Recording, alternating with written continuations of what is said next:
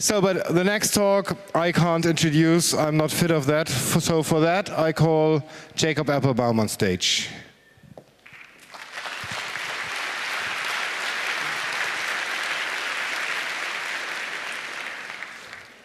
Hi. I want to introduce this group by telling a little story.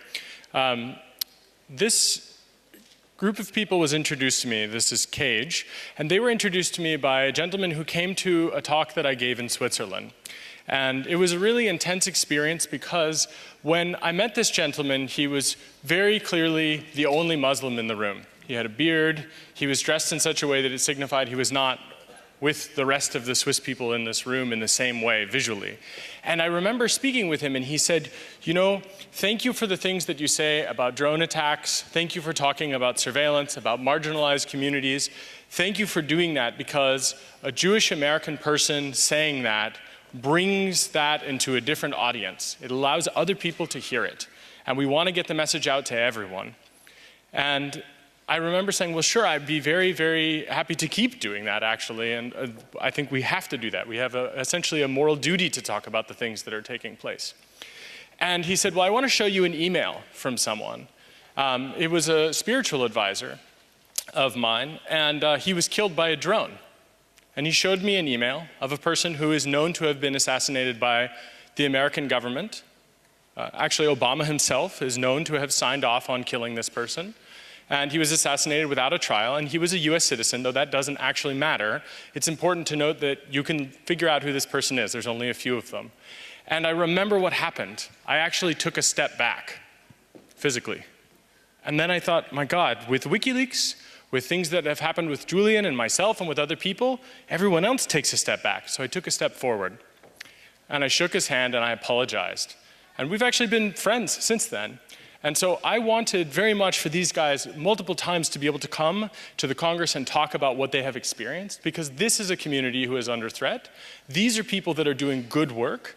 And I think it is important for a pluralistic society, like the one that CCC represents, in fact, to stand in solidarity with these guys, not to give in to fear, to recognize that we actually are all humans and we have this in common and that we can work together. And it's not just about cryptography, it's also about politics.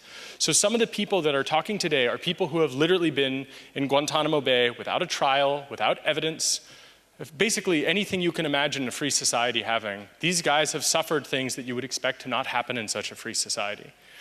And so with that said, I want to introduce Mosem Beg, who was a Guantanamo prisoner. And he cannot be here today because the British government, after he was released from Guantanamo Bay, actually seized his passport, and he cannot travel here from the United Kingdom. So we have to use video in order to actually have him speak today. So this is a person who is a victim in the war on terror. And he's also been jailed. And in fact, this quote on the shirt, "Sometimes knowing too much can be a curse," was a tweet that he made before he was arrested in the UK, again on trumped-up charges, and again the case collapsed. So this, if we get the video up here, almost.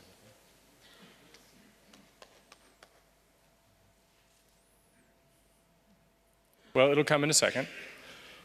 This person is, in some ways, the canonical example of someone who is completely innocent. And it isn't to say that if he were guilty in some way that it would justify any of the things that have happened. But having him speak here, is the quantum hand of the NSA doing this to us? Are we? Probably not. But having him be able to speak here, he should be able to come in person. There are lots of political prisoners around the world of different stripes, and the fact that he cannot travel here is a fundamental violation of his human rights. But nonetheless, the internet allows us to give voice to other people. So in this case, I'm hoping. It's okay. Just trying to get out full screen on this. There we go. Now we should be able to FaceTime. Yeah, drag that over. Let me just make him full screen if I can. Drag him over. No, that's still full screen. Why can't I? Can we do it? Yeah, please. You say something on this. I think your eyesight's better than mine. Not too microphone.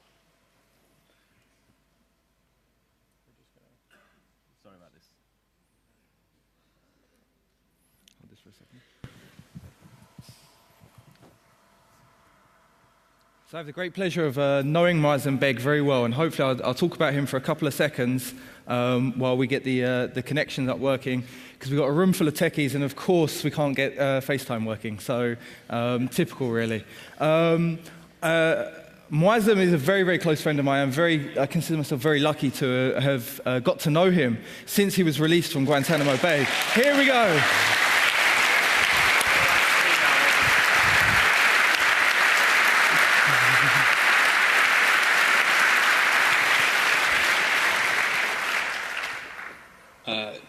Are we ready? We are ready. We can hear you. Well, first of all, it's my absolute great pleasure to be addressing you remotely from Birmingham, where I live, where I was born, to you in Hamburg. It's quite bizarre, but actually the first time I was ever in any kind of a video call or video conference was from the Bagram detention facility where I was held by the Americans in 2002. And I had, bizarrely, an interrogation conducted via a video link.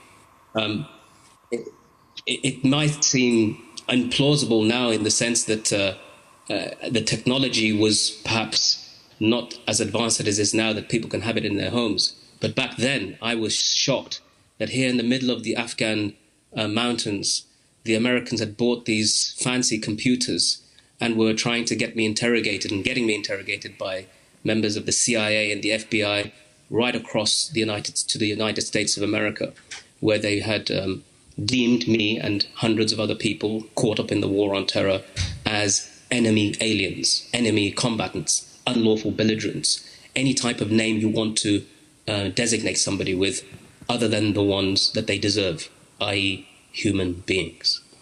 And essentially this is what has happened in the war on terror, that people have been defined according to codes that we thought that we'd done away with, that things like Nuremberg, things like the United Nations Conventions Against Torture and Cruel, Inhuman, Degrading Treatment would never happen again. Yet the reality is, in 2015, Guantanamo is still open. I was just recently with a friend of mine called Shakir Amr, who unbelievably has been returned to the United Kingdom after 14 years of detention without charge or trial, held on the basis of secret evidence that he could never challenge, kept away from his children, which included a child he'd never seen, and the others so young that they don't even remember their father. Now, one would think that perhaps this is the sort of thing that goes on inside deepest, darkest Africa or Asia or some country where the rule of law simply doesn't apply. But this was between two parties known to the world as the bastions of democracy and freedom and human rights. The British government, who were complicit in keeping him and me and many others there, and the United States of America that has invaded numerous countries in the name of protecting human rights. If it wasn't so serious, it would be laughable.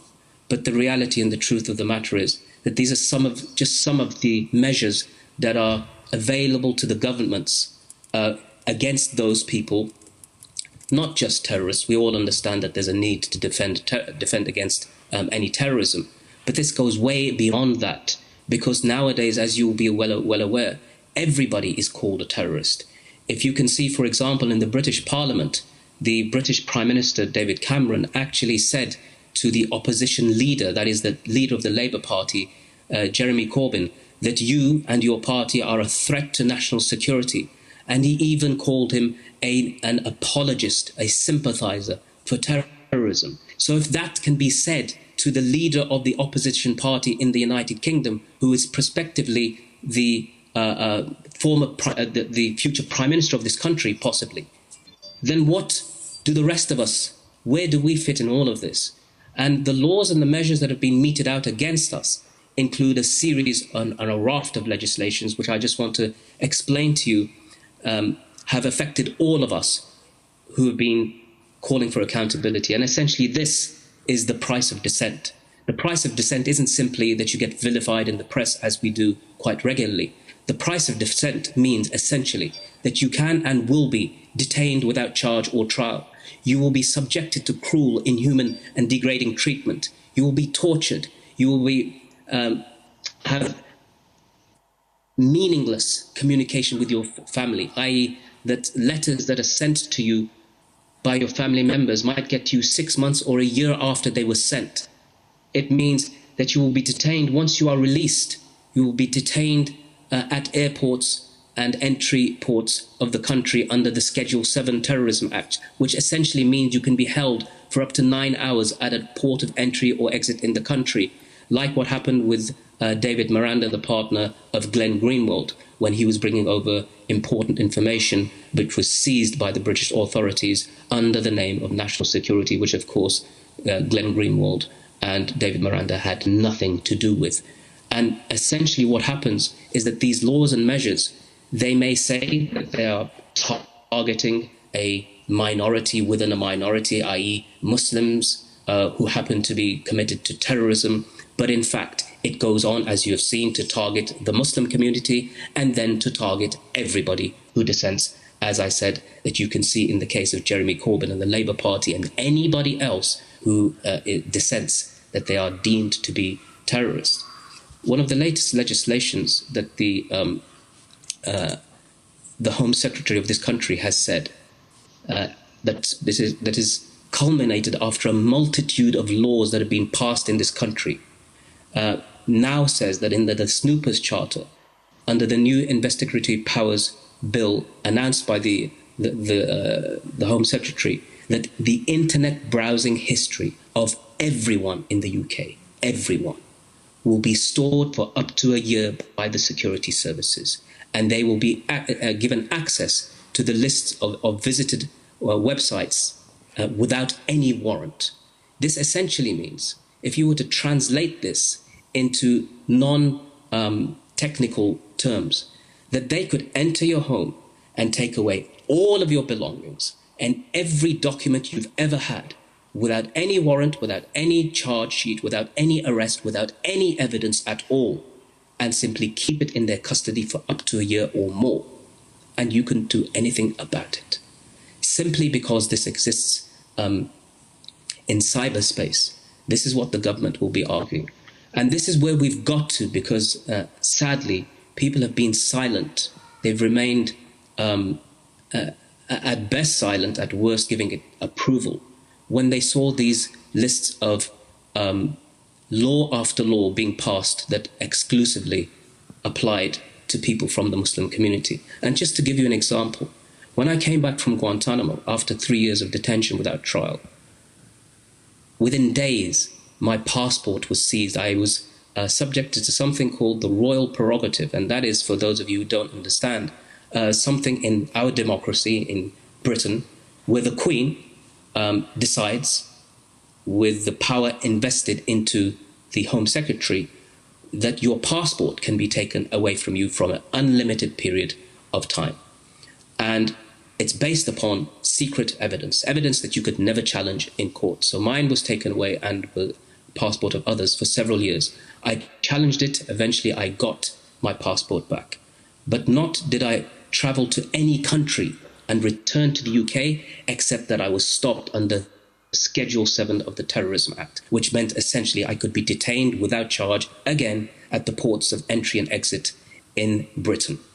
And even when I was going on visits to give evidence at trials and tribunals, like, for example, the Kuala Lumpur War Crimes Tribunal, where both Bush and Blair were charged with crimes against humanity, whether it was going to the European Parliament to give evidence about rendition programs where the British and the Americans and other countries had been complicit in the torture and the false imprisonment of others, or whether it was going to countries like Pakistan, Libya, Egypt, Tunisia, and even Syria, where I uncovered that there was intelligence cooperation between the British government, the American government, and all of the regimes of those countries where eventually the Arab Spring erupted.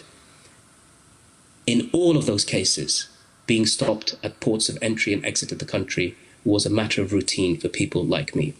And of course, eventually, they just decided that this is too much, and after a return trip from South Africa, they decided to take my passport again away for the second time in 2 years without any legal process, without any explanation, without any ability to see the evidence that they're using to take this away from you. But it goes beyond that. I was then again arrested because of an accusation of being involved in supplying finance to people in Syria. And essentially this was that I provided an electricity generator to the Syrian rebels. And as a result of this, I was raided. I was by 150 police officers. My children scattered throughout several homes because my home was uninhabitable with all the police around it.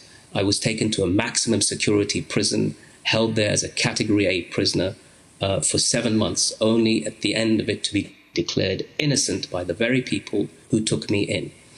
But even after that, it didn't end. During the period of time that I was in prison, my assets were frozen under a terrorism asset freeze. Cage, the organization that you will be hearing much more from, had their accounts closed. My own accounts were closed. My wife's account was closed. My children, including my 11-year-old son's accounts, were closed, again, without any recourse to justice. And essentially, I've tried to figure out in my head, why? What did I ever do to these people, to these governments, ever in my life? I've never been to America, but America has been to me. It came and took me from my home in Pakistan in 2002 and took me to the world's most notorious prison. And since that point, they have never shown in any way how I've harmed them, except for one way: seeking justice and accountability. And if seeking justice and accountability they think will harm them, then I'm going to continue to do that, because nobody is above the law and nobody is beyond accountability.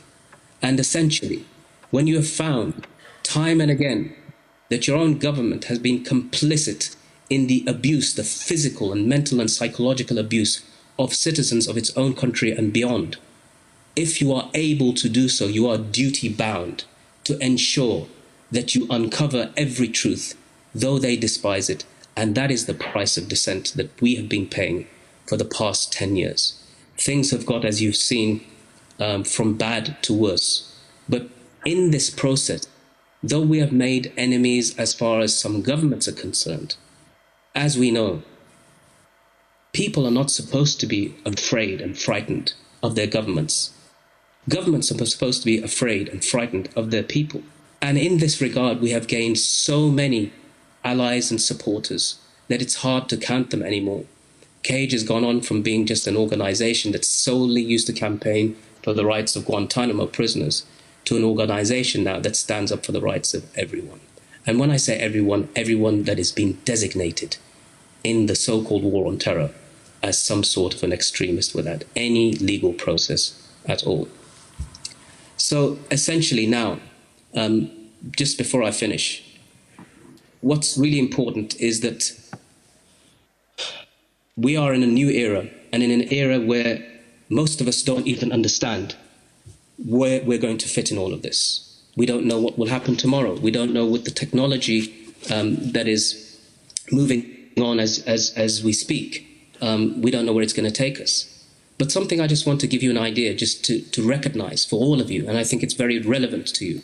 During one of my interrogations in the Bagram detention facility, which is in Afghanistan, it was a place set up by the Americans shortly after they invaded Afghanistan in 2002. I was asked by the CIA for a password for an encryption program that I was using. And at that time it was called PGP, Pretty Good Privacy. I was new in it. I hadn't understood its detailed operation system. It was something that I thought I was introduced to, and I'd used it a few times. The police in Britain, while I was in the Bagram's detention facility, raided my home, and they took my computer. They passed on that information to the Americans in Bagram. In Bagram, I was approached by the CIA and the FBI and told that if you don't give us this password, then some terrible things may happen to you. And let me just explain to you what sort of things were happening in Bagram, so you've got a flavor of the type of place it was. In Bagram, I came across the case of a man called Ibn al-Sheikh al-Libi, and it's so important because that's the reason you'll find in a moment why we are where we are today. The CIA said to me, if you don't cooperate with us, we will send you to Egypt, just like we did to Ibn al-Sheikh al-Libi, who they claimed was a senior member of Al-Qaeda. They had in fact sent him to Egypt. In Egypt, he was tortured under the intelligence chief of Hosni Mubarak, the president, into giving a false confession. That false confession was that he was a member of Al-Qaeda, the first falsity. And the second falsity is that they were working with Saddam Hussein on obtaining weapons of mass destruction. This information was taken by Colin Powell, who was the US Secretary of State at the time, presented to the United Nations Security Council as credible evidence to invade Iraq, and that's exactly what they did. The rest, as we say, is history. So it was during this period that they'd asked me and told me that if you don't cooperate with us, we will send you either to Egypt or to Syria, as we had done with Ibn al-Sheikh al-Libi. And it all began with looking at the documentation on a laptop of mine that they had seized. They included innocent pictures of my family, which they waved in front of me and said that if you do not cooperate with us, what do you think will happen to your children? Do you think you will ever see them again? And while they were doing that, there were the sounds of a woman screaming in the cage next door that I was led to believe was my wife being tortured. And so you see, this is why it's so important that the encryption programs, the various ones that Cage ourselves we are trying now to learn to use and to implement in our daily lives, isn't because we have anything to hide. It's because we have experience of those people who are now mastered in the arts of torture and abuse. That whatever information they use and they get hold of, they will use it against you, even if it was the most innocent thing. I remember there was a picture of the Pope that had been cached in my memory, that had been from a BBC website. And when they seized my laptop, they said, "Why have you got a picture of the Pope here? Is this because you're planning some nefarious activity against him?" And so that in the end turned out to be one of the ludicrous reasons why I remained in Guantanamo for all of those periods. But finally, I'd like to thank you, all of you, for listening, for taking the time to listen to the work of Cage, and for supporting us and giving me the opportunity to explain what price we've had to pay for dissent. Thank you very much.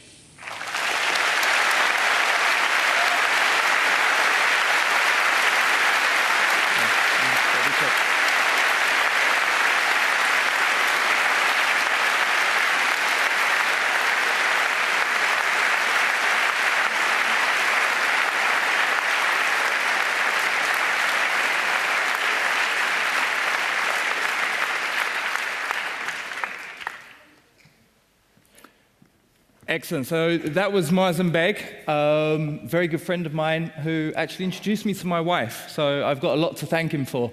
My name's Kerry Bullivant, and I'm from Cage as well. I got involved with Cage after being held in the UK, in Britain, under secret evidence and secret trial for 2.5 years. 6 months of that in Belmarsh, a high security prison.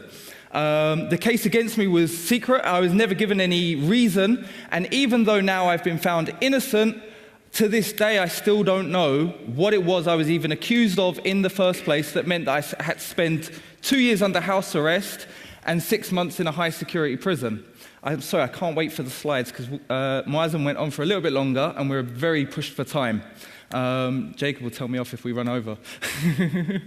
So, after basically 1.5 years of living under a control order, which is a form of house arrest where you're not allowed to leave the house except for a couple of hours a day. You have to phone the police before you leave. You have to phone the police when you return. You have to have a tag on your ankle. Basically, the sorts of stuff that you hear about in countries like Burma. After 1.5 years of that, I'd had enough. I couldn't take it anymore. And I decided that the best thing for me was to abscond, to make a run for it and leave the country. And, Kashan, you going to get this fixed? to leave and to go on the run and to go into hiding. You can see up there a lovely wanted picture. Have you seen this man? That's me when I had hair and in a vest. I don't know why that's there. There are some people in this world that weren't built for vests, and I'm one of them.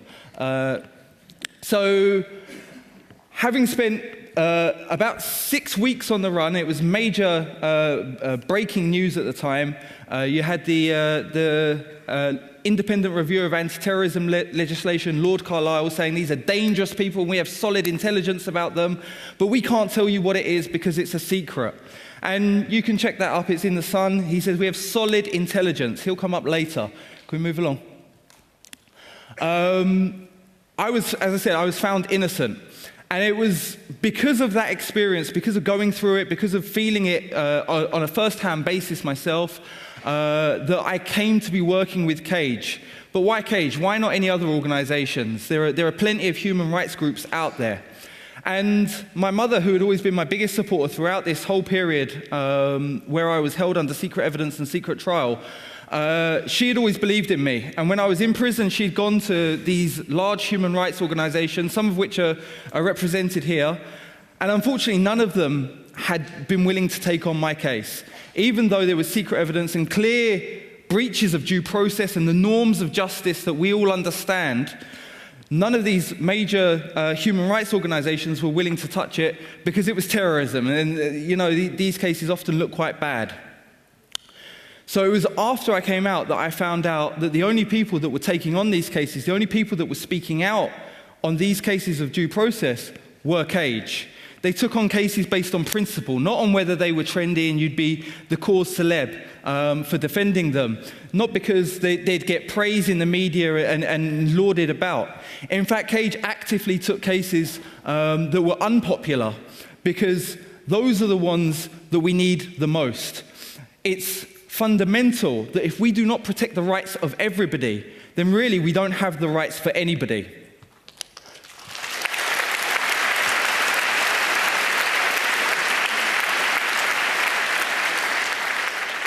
Cage began as a website. Back in those days, it was cageprisoners.com. And there's a beautiful quote there from one of our directors talking about the importance of the internet. Cage existed to bypass the mainstream media that weren't talking about what was happening in Guantanamo Bay, to get information out there about the people who were held captive, and to give the power back to the masses and to change the narrative on these cases. We've seen that from Guantanamo Bay especially, that the vast majority, I think it's, don't hold me to, something like 97% of the people that have been held in Guantanamo Bay have been released without charge or without trial. Myers and Begg amongst them, Shakir Amir, 14 years, who I'll be talking about a bit later on as well. And so what we see is that Muslims and the suspect community are the canaries in the mine. What happens to them and how things are tested out on them, because society at the moment, because of fear over terrorism, are more likely to be accepting of these things when it's posed as a terrorism issue and an issue that's not going to be affecting everybody. It's just these funny brown folk with big beards. So when we see what happens to them, inevitably it happens to the rest of society, starting off with activists and dissidents. The clear examples of that, David Miranda that Myers and Begg mentioned, the lawyers for both Julian Assange and Edward Snowden, all have been affected and held under counter-terrorism legislation in the UK. And it's very important that I bring up those examples, I cite those examples, because journalists and lawyers are meant to be two very protected roles in our society, two roles that are meant to hold people to account. And when you start trying to put fear into them, then this is a very, very dangerous step down a slippery road. A BBC journalist just recently had his laptop taken off of him, again, under anti-terror legislation. We've seen The Guardian affected by this as well. Kashan. So what we see is that after 14 years of the war on terror, are we any safer? If we look around the world now and compare it to 2001, is there less terrorism? Are we suddenly sleeping better in our beds? I don't think so. I think that that's a fairly obvious fact. I think if you look at the empirical evidence, the biggest things that have caused people to go towards groups like Al-Qaeda and ISIS are what? Guantanamo Bay, drone strikes, illegal detention, all of these things that scream of hypocrisy. We try to claim the moral high ground and say we're the West and we defend liberties, and our actions speak otherwise. And that's why Cage is necessary, to hold the powerful to account and to speak truth to power. The Magna Carta, this is a 800-year-old document that is meant to be the basis and foundation of law in Britain and in America. It's actually part of the Constitution in America and it is enshrined there. Not so in the UK, though. It's just turned 800 years old, and this is the main article of it that's still relevant today. In Britain, especially, I try not to focus too much on Britain because I know we have a very international audience, but the focus right now is on British Muslims accepting British values. That British values are this ideal set that we have to live by. And at the same time that we're being told as Muslims in Britain that we're not British enough, that we're not following the set government line enough, they are throwing these things out of the window. Even just from what you heard from Wysam, from what I've been telling you about secret courts and secret trials, you can see that this has gone completely out of the window, which leads us to the core processes that Cage seeks to uphold. So Cage is about upholding due process. As I said before, everybody has the right to a fair trial. Everybody has the right to know what the accusations are against them. We need to work towards ending this cycle of violence and breaking it down. We didn't get to peace in Northern Ireland by more bombs and more killing. We got to peace in Northern Ireland by negotiation and trying to provide justice for all sides. And the final thing is empowerment. Empowerment by giving a voice to the voiceless, giving a voice to people who for so long have not been given the opportunity to speak out. So what has been the price of dissent for Cage? What have we paid as a price for it? This is a shot. Some of the guys that were coming with us to this conference, this is from 3 days ago. This was on their bags when they got to Hamburg. They were stopped by the German authorities for over 3 hours, questioned about this conference, why they were coming here, what they were planning to do here. And the German authorities said, we're just doing this because the Brits told us to. We checked out what this do not load stamp means. It basically means that the Brits weren't sure whether they were going to even let us come to this conference, and they put this on the bags to say, put it on at the last moment when we've decided if we're going to let them go. I think that even the fact that they try to block a simple communication like this says a lot about the price of dissent. Kashan? So, Cage have had their bank accounts closed since early 2014. That was when Wysam had his accounts closed, I had my accounts closed, his whole family had their accounts closed. To this day, I still don't have a bank account. I have to rely on bank accounts of my friends and family. And that's fine, that's good. We're in great company with WikiLeaks there, who have also had their bank accounts closed. Tor, who have had theirs affected. And we're happy for that.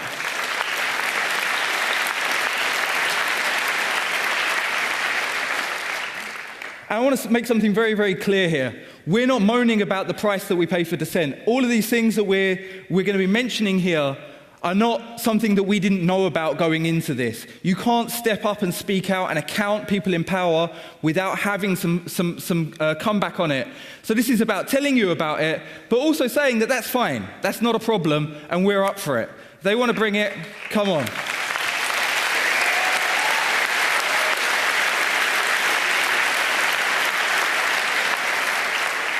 So some of the major funders of Cage were main charities, the Roddick Foundation, thank you very much, the Roddick Foundation and the Roundtree Trust.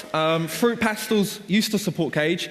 And the Charity Commission came in and said that you guys can't fund them anymore. And it's meant to be an independent organisation. So we took them to court over this and we said that, look, you're independent, these are charities and their objective is to fund people who support freedom of speech, and you're trying to block them, and that's not within your remit.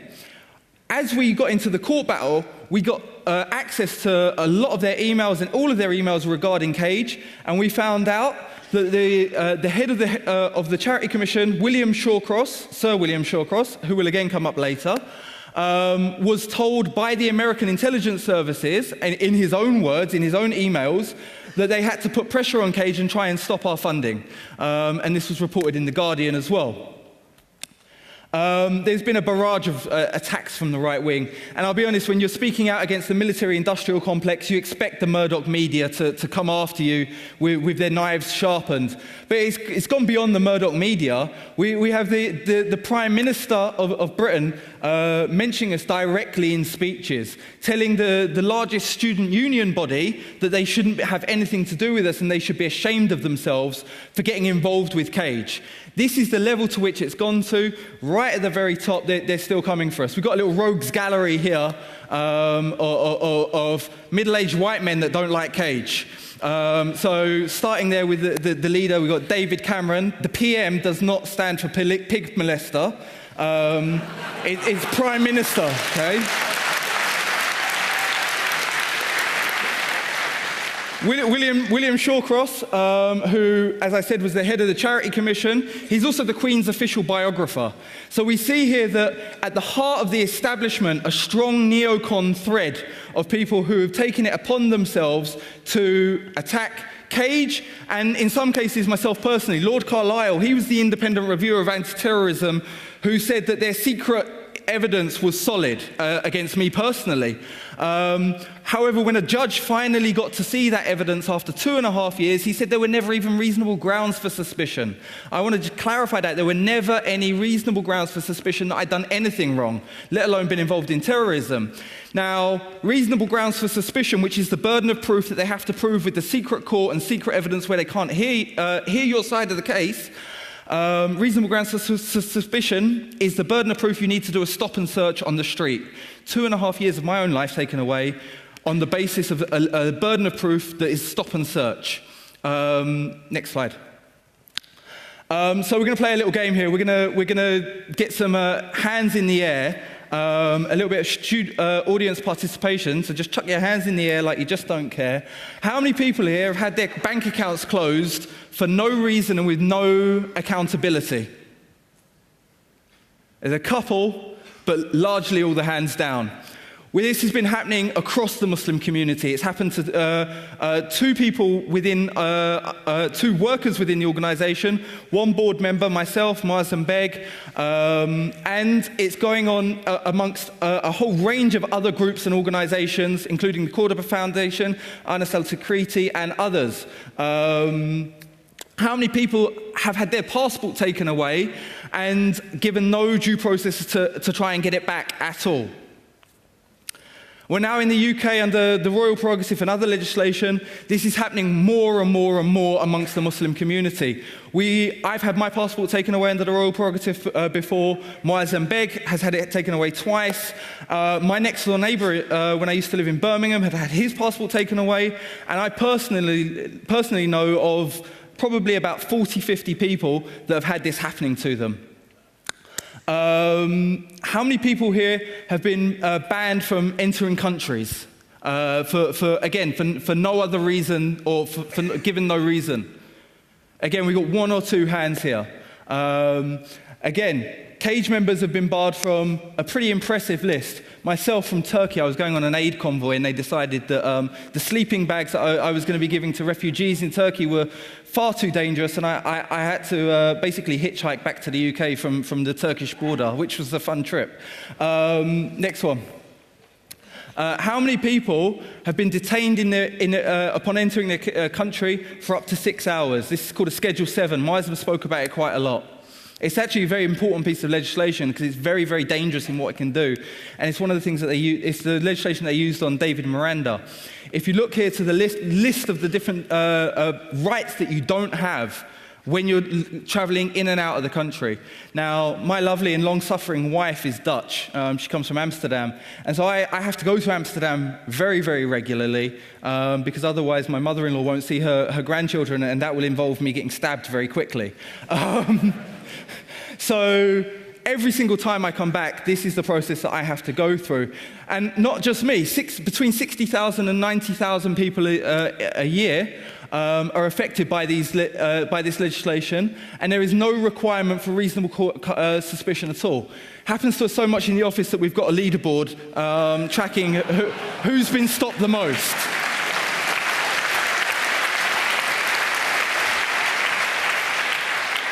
Okay, now this is the future, and this is very scary, and this is what we're just starting to see happen. How many people have had their children taken away because of their religious or political beliefs? That's a horrific statement. Just the fact that we can say that is horrific.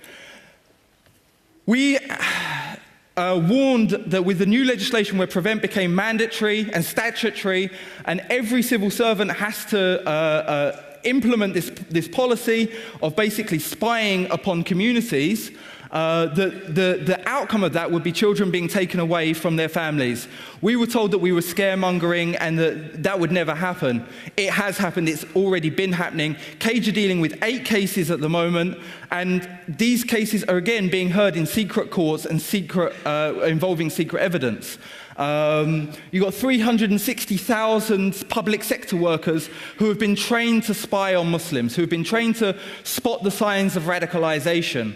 Those signs of radicalization, and the effect of that has been a 500% increase in the number of Prevent referrals.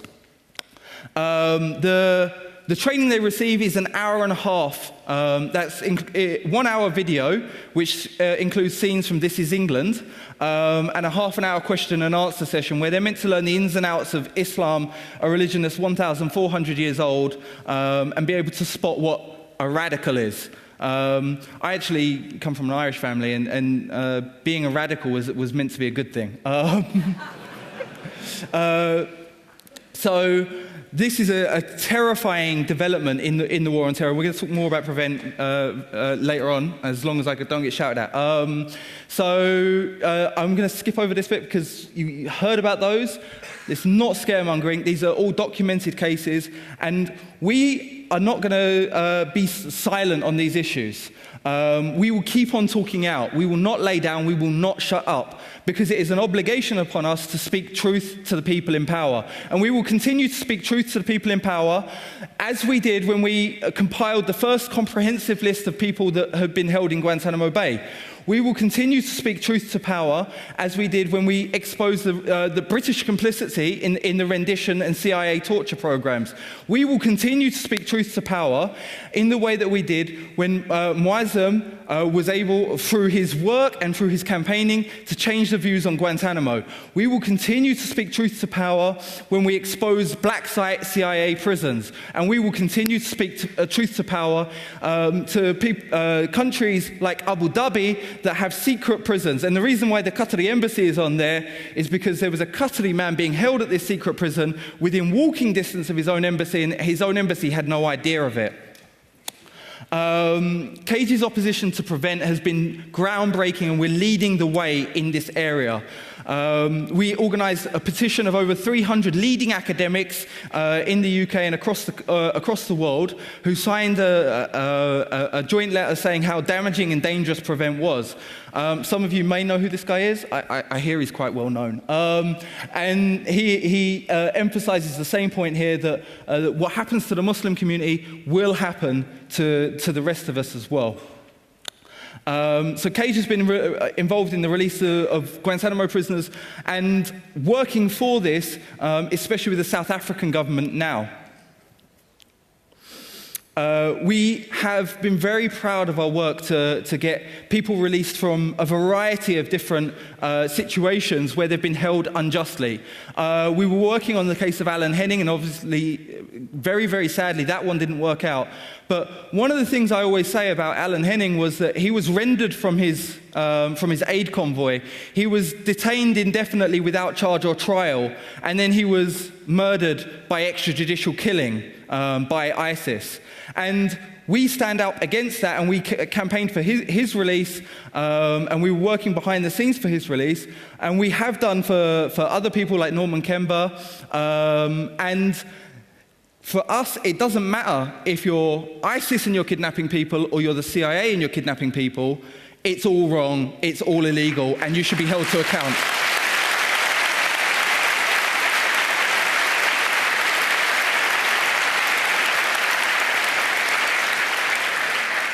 And earlier, give me 2 seconds. And earlier on this year, we won a landmark case against the Charity Commission in regards to them trying to stop our funding, which would never happen before. So, obviously, because of the crowd that we are here, I want to talk about InfoSec for a minute with you guys, and the threat that we face as an organization. As we are holding governments to account, as we are holding security services to account, as we are holding all these different organizations to account, we know that the people that are trying to spy on us and snoop into our emails are some of the most dangerous people out there in regards to these sorts of issues. And so this is a letter from Jason Leopold from the CIA, where he did a Freedom of Information request as to whether they're spying on us. Unfortunately, they weren't that forthcoming with the particulars. So InfoSec is very, very important for us in our work. It protects our sources. It protects the work, the people that we're working with. Tor is our standard browser in the office.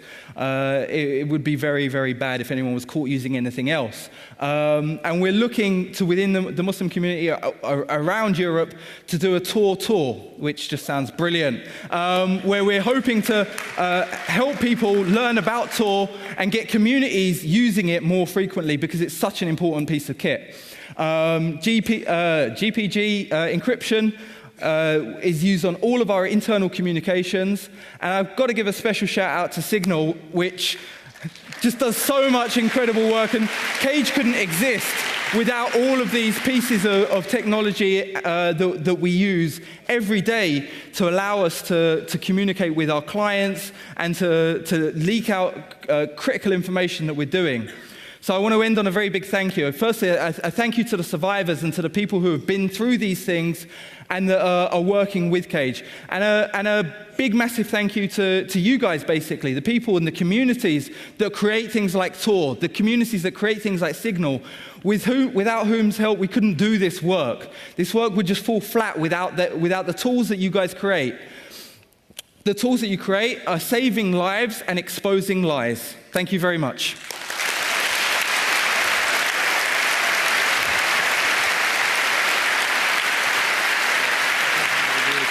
Yep.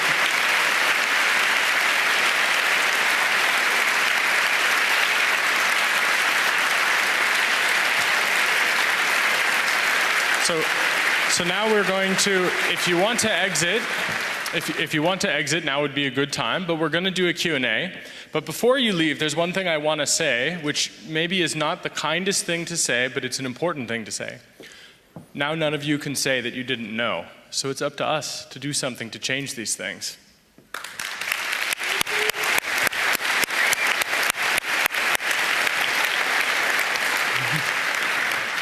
So if you have a question, please come to the microphones. This is, I think, a really unique chance to talk to people who really need to interact with the InfoSec community, who need to think about the things that this conference and that the CCC has been thinking about for 30 years.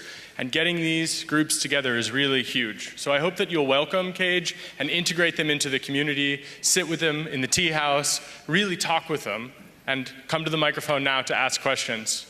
You probably won't be droned, but it'd be worth it. Do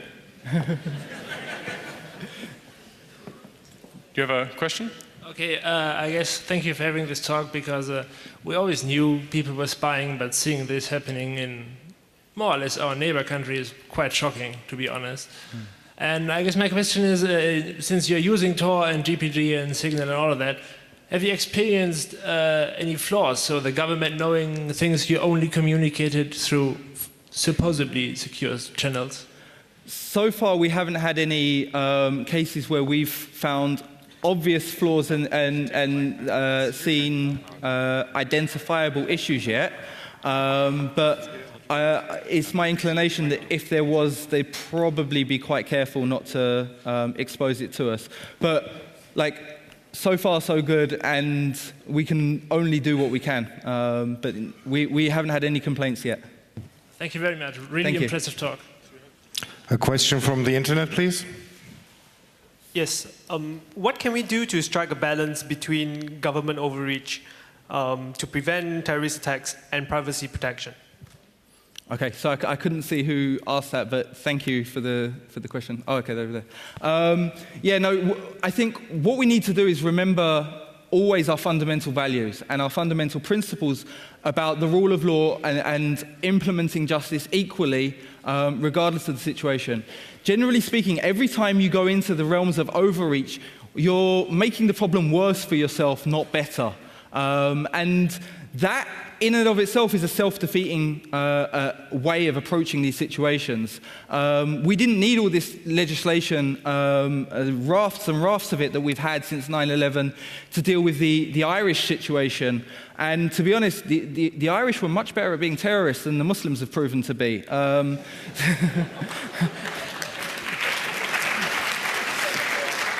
Yeah, even now, we see that according to the FBI reports and Interpol, varying numbers, but 97% and in America 98% of all terrorism has nothing to do with Islam. So we need to take a realistic approach, take a measured approach, and maintain our values.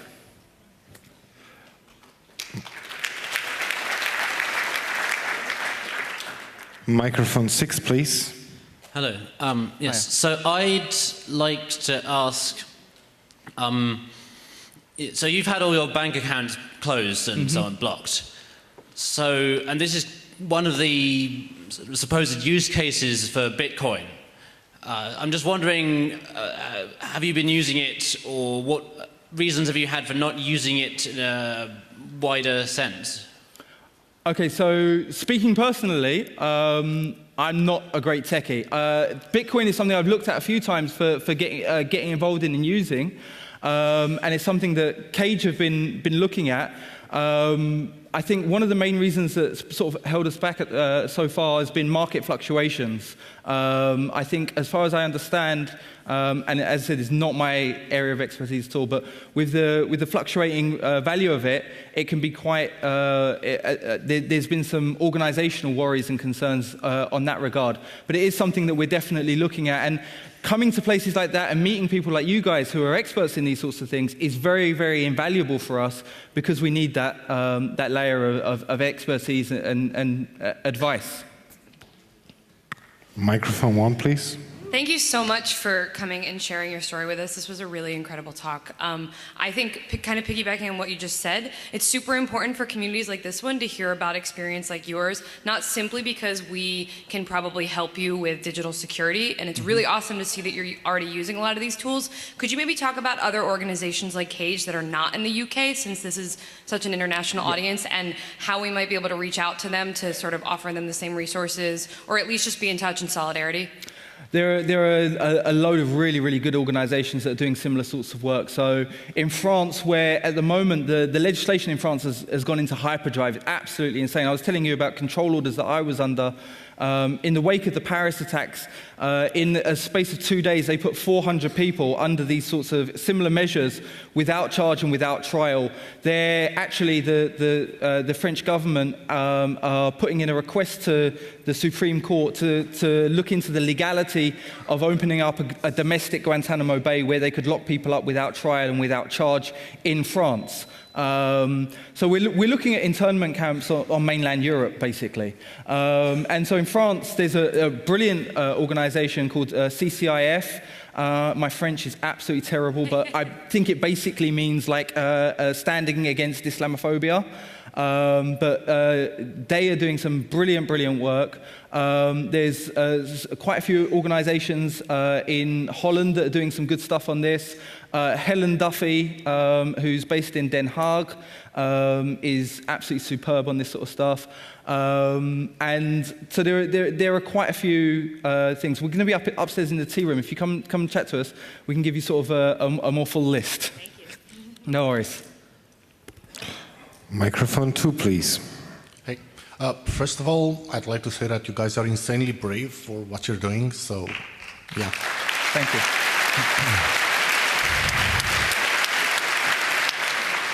Now, the thing is, nobody likes abuses, and nobody in their right mind would ever condone being wrongfully accused or being taken to Guantanamo or whatnot.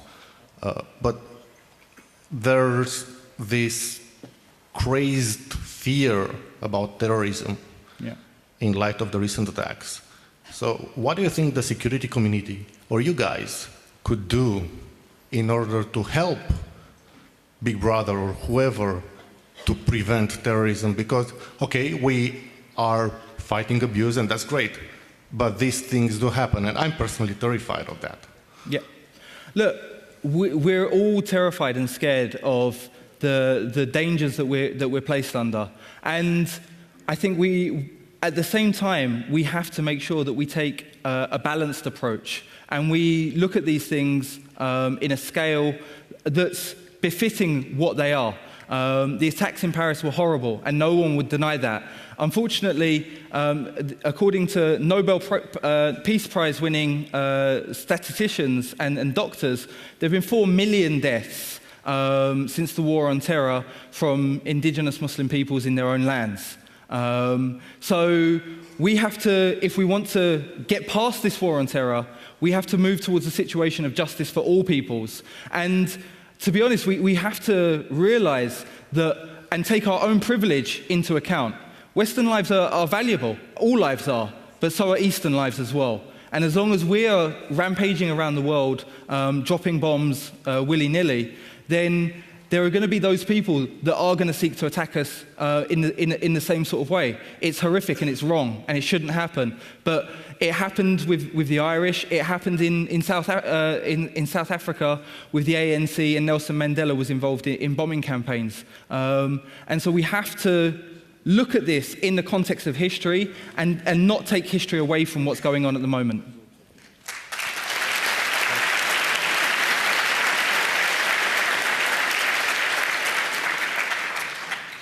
A question from the internet, please. So this question is Cage connected to other groups which fight against Prevent in the UK? Yeah, in terms of working against Prevent, there's a very good organization called Prevent Watch, which do incredible work dealing with the people who are affected by it. We had a case just recently of an 8-year-old boy who was in class. They were discussing environmentalism, and this 8-year-old boy said, I think it's really good what Greenpeace do. They get out there and they stop the Japanese from killing the whales. They crash their boats into them. They're kind of like eco-terrorists. And 2 hours later, he was being taken out of the classroom by police and questioned about his views on Israel and Palestine and ISIS. This is an 8-year-old child in the United Kingdom. Prevent Watch brought that case out, worked with Cage, we got it out into the public sphere. We're working with the NUS, the largest student body in the UK. They have they're working with us widely in a university setting. We're working with a whole range of organizations, too many to list really, MPAC, the MRDF, IERA, I mean the list goes on and on and on. Microphone number 4, please. Hi, thanks. So my question is, I believe if you want to change behavior, we basically have to understand why this behavior occurs. So if you put yourself in the shoes of the government, what is their narrative? Would you say, oh, we just wanted to fight terrorists, but we did a mistake? Or do they make votes? Or do they make money? Or what are their intentions? There's a couple of there's a couple of issues, and that's a really great question, by the way. There's a couple of issues here from the government's perspective. One, we have a very strong neoconservative push going on across multiple governments at the moment, which are very hawkish and seek to enrich the military-industrial complex. Two, they've got a fundamental misunderstanding about the way that terrorism happens. So we're constantly told in the media that it's all to do with radicalization and understandings of Islam. And people, one guy starts wearing a thawb thing, grows a beard, and then next thing you know, he's probably going to be off joining ISIS. The academic experts in these fields. Mark Sageman, who was ex-CIA and actually came up with this theory, and other experts have said that it's complete nonsense. The terrorism that we face now is like every other terrorism. It comes from political dissatisfaction, and that's why Cage, we always try to use the term political violence, because that's what it is. It's a political situation. We need to find a political solution to it. So I hope that sort of answers.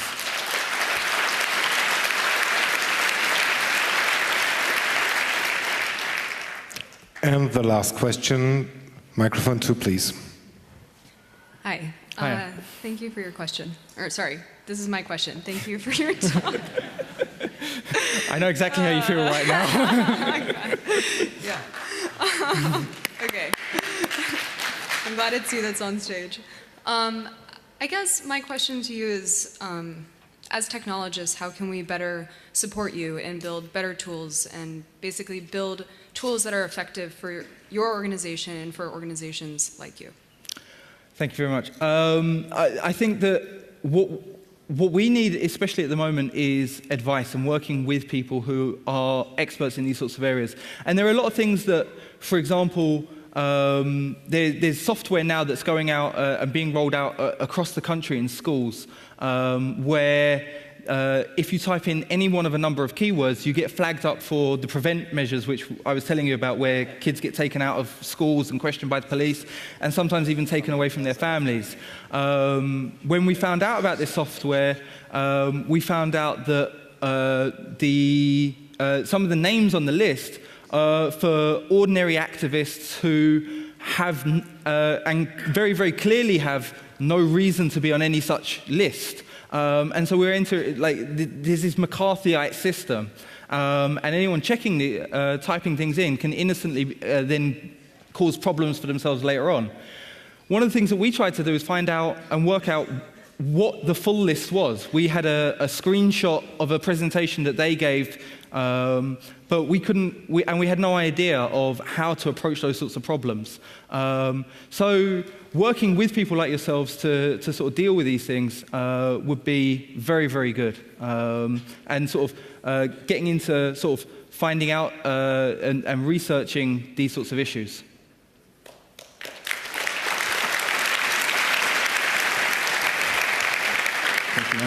Thank you very much for this inspiring talk. It's kind of disturbing, but we all have to know that. Thank you. Thank you very much for having me.